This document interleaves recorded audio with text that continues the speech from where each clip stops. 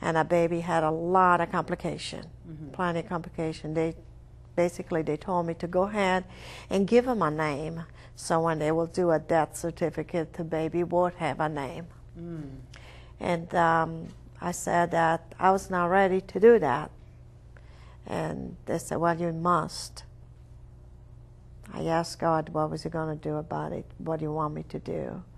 And I guess he was telling me to name it Mario, like my brother who passed away. And I did. I gave him the name.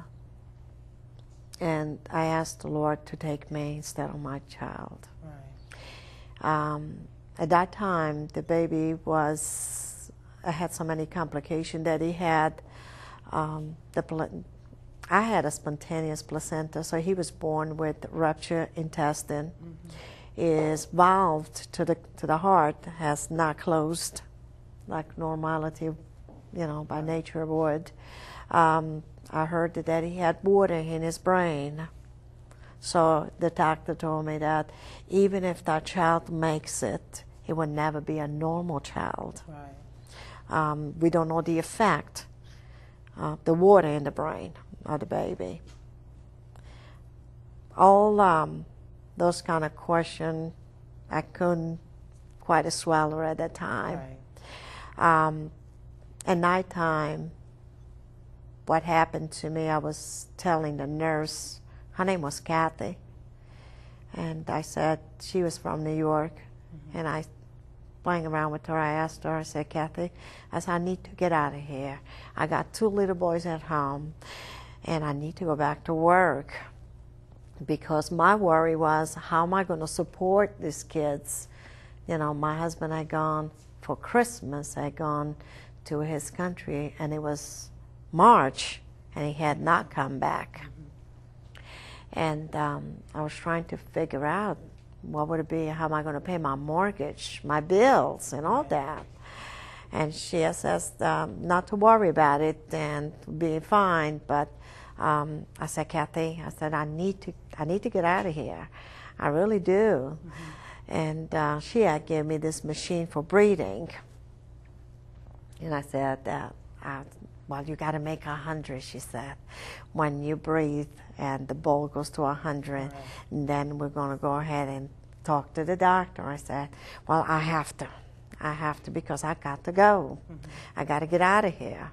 If the baby's going to be in a hospital for a couple more months, I could come over here every day to see him, but I got the other 2 that I had to worry about it too. Right. And at the time, we were discussing this, I just collapsed.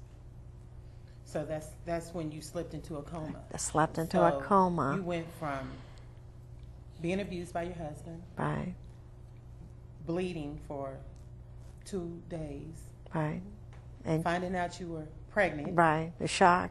Yeah, had the baby. Because not only I had 2 kids, then I had a third one, and with problems. Right, with problems with a man that left. The man that left. Okay, so you just called on Jesus while you were yes. in that yes. ambulance. Yes. I do remember that I was talking to God, and I asked him for have pity on me. And I do recall that I said that Peter had denied you, Lord, 3 times, and I'm calling you 3 times. Yeah. And that was the last thing I remember.